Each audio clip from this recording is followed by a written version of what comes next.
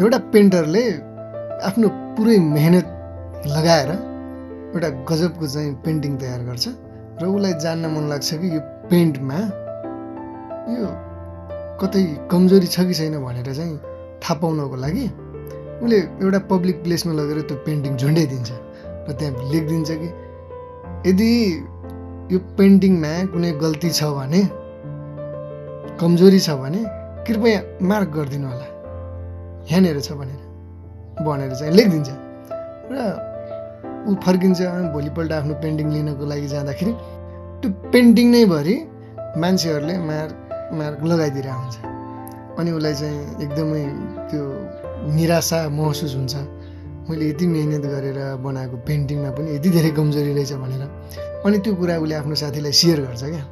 अनि साथीले भन्छ, साथी त चिन्ता नगर, त अब एउटा मेहनतै नगरेर एउटा पेन्टिङ बना, त्यो पनि अधुरो पेन्टिङ बना र लगेर त्यही ठाउँमा झुन्ड्याइदिए र त्यहाँ लेखिदिए कि यो पेन्टिङमा के गल्ती छ कृपया चाहिँ पुरा गरिदिनु होला भनेर लेखिदिए भनेर चाहिँ भनिदिन्छ साथीले। अनि भोलिपल्ट उसले चाहिँ एउटा पेन्टिङ ट्याक बनाउँछ र लगेर त्यही ठाउँमा त्यही लेखेर टाँसिदिन्छ। अनि अर्को दिन ऊ त्यो पेन्टिङ लिन जान्छ र त्यो पेन्टिङमा कसैले पनि मार्क गरे हुँदैन क्या।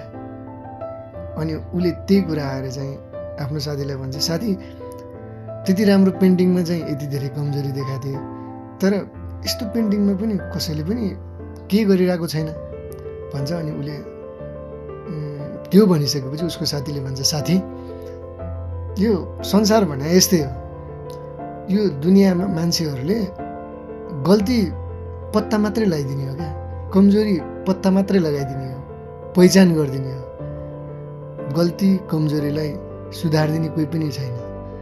त्यही भएर तिमी चिन्ता नगर, तिमी आफ्नो काम गर भन्छ क्या।